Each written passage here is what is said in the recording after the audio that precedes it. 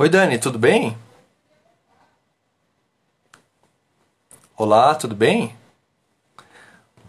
Oi, vamos esperar o nosso querido professor Guilherme.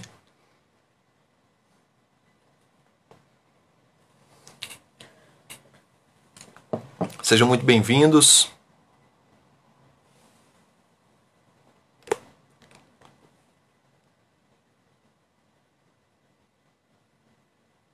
Aqui, ó. Guilherme tá. Vamos esperar o Guilherme.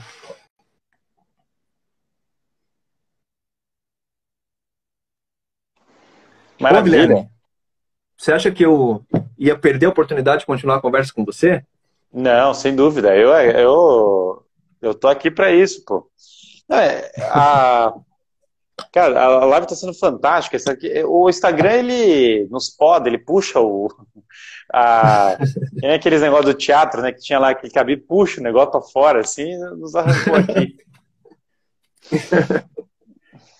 Você estava dizendo que você não gosta muito do Pequeno Príncipe, eu também não gosto, eu não gosto particularmente, acho muito estranho, né? Enfim, mas assim, aquele exemplo do Baobá e outros, como você disse, da questão da rotina, eles são válidos, né? São Como exemplo. extremamente válidos. E essa coisa da rotina que a gente tá falando, assim, e a parte que eu não gosto do Pequeno Príncipe, por exemplo, a questão da amizade é ótima, a questão de criticar vida por dinheiro é ótima, ou seja, o problema é mais a coisa, o jogo, só para a pessoa entender, porque tem gente que gosta e tal, mas é mais a coisa do sentimento, certo? Porque daí quando vai para a questão do amor, o amor tem uma tendência a equalizar mais com o sentimento, coisa típica de coisa francesa e tal, e aí essa união do sentimento é justamente parte da minha crítica. Mas voltando para o tema da educação, é o seguinte, a rotina é fundamental.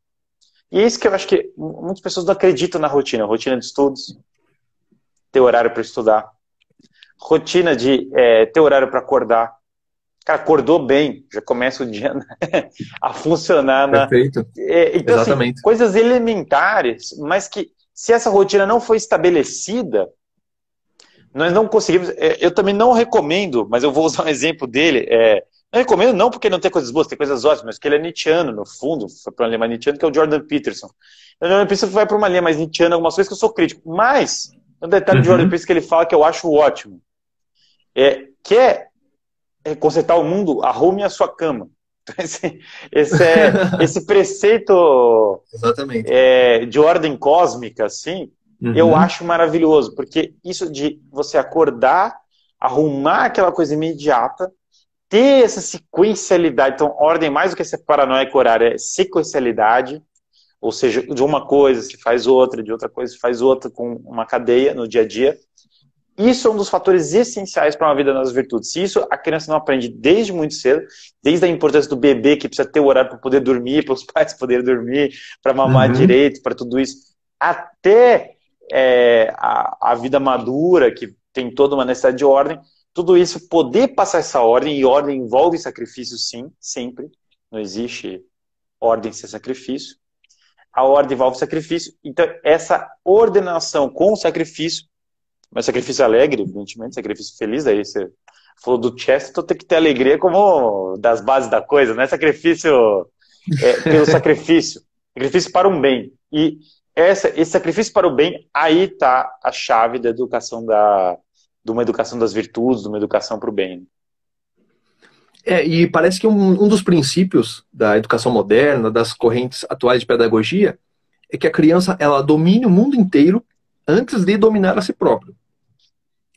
Quer dizer, quer dizer, é antítese, é antítese do que seria o que você vinha falando e do que seria um processo educativo normal, onde primeiro você tem aqui uma Perfeito. pessoa centrada, uma pessoa que possui ali consciência das suas forças, das suas debilidades, e a partir disso ela age no mundo.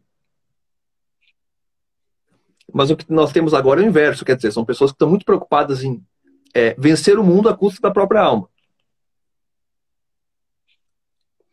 E, e assim, a rotina, ela é realmente o passo zero, né, o estágio zero de qualquer família que pretenda, né, restabelecer as rédeas ali da educação, do processo da educação no lar, etc. E Muitas pessoas aqui estão pedindo dicas suas sobre sugestão de livros, Guilherme. Será Uhum. que você tem alguma sugestão aí? Você que é uma pessoa tão culta? Não, não, não sou. A gente conhece algumas coisas, uma ou outra. Assim, o que eu tô falando aqui, né, que é uma parte mais filosófica e tal, está sendo muito baseado na República de Platão, no De Magistro de Agostinho, De Magistro de São Tomás, né, que é outro livro. A gente tem vários autores aí da área da educação que gostam, eu citei algumas coisas que foram tiradas, por exemplo, do Vítor Garcia Oss, que é um pedagogo, tem o seu papel, tem a própria noção do... Às vezes existem várias coisas. O Padre Fausto, que eu assisti a recolhimentos com ele, tem muitos livrinhos bastante acessíveis sobre virtudes. Livros sobre paciência, sobre... Esses livrinhos são ótimos para a pessoa começar a meditar, cultivar, para poder viver aquela virtude, coisa Francisco Fausto, né, o sacerdote.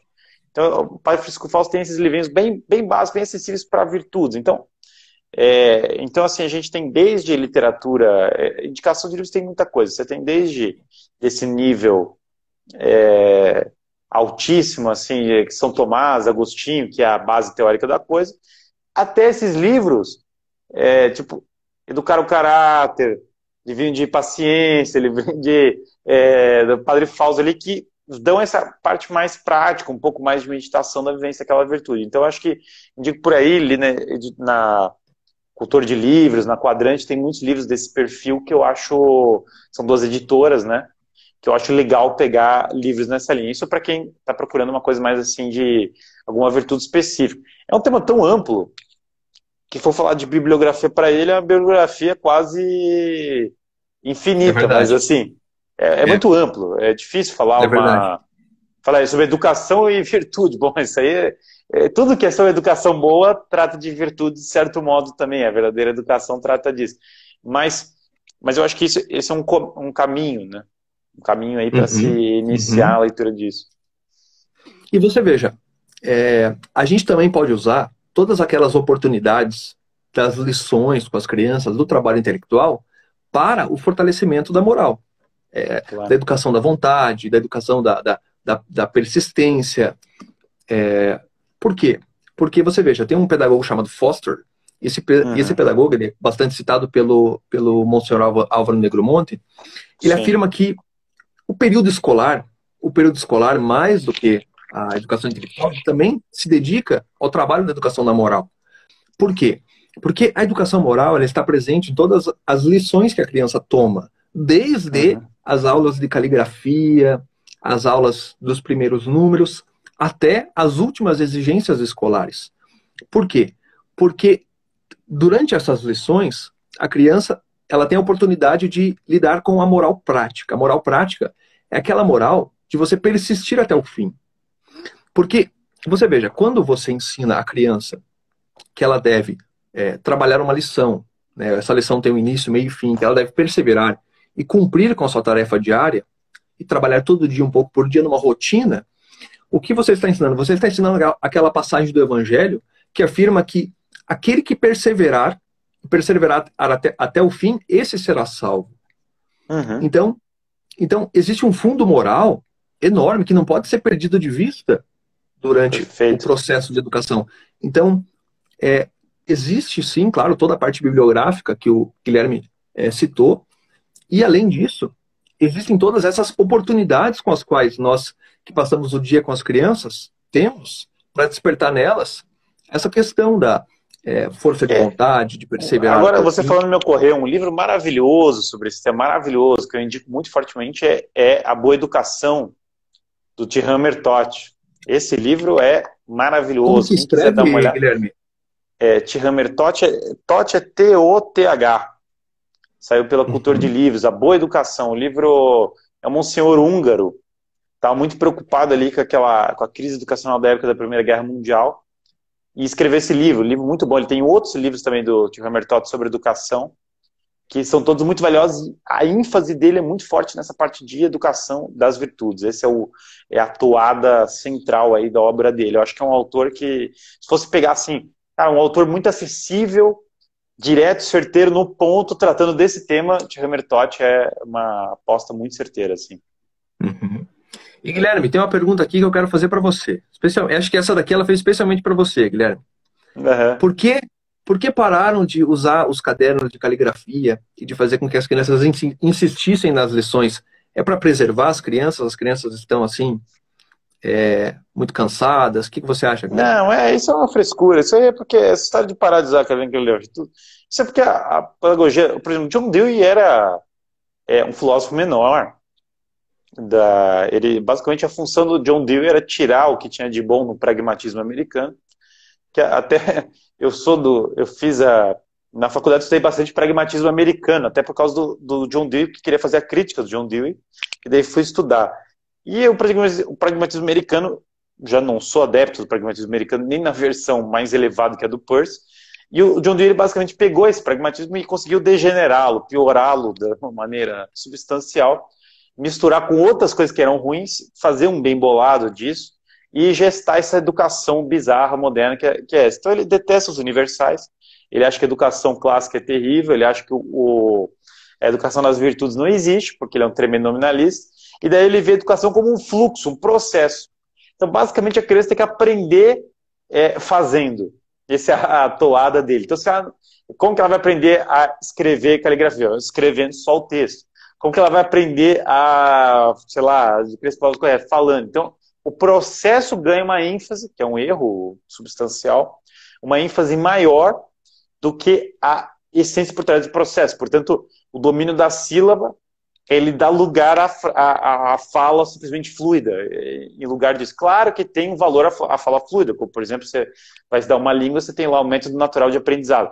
Mas você tem que quebrar a coisa no fonema para poder entender. Da mesma forma, quando você vai desenhar a forma da letra, que é uma das coisas mais importantes na civilização, a forma como se gesta a linguagem, e a civilização sempre caminha junto com a caligrafia, né?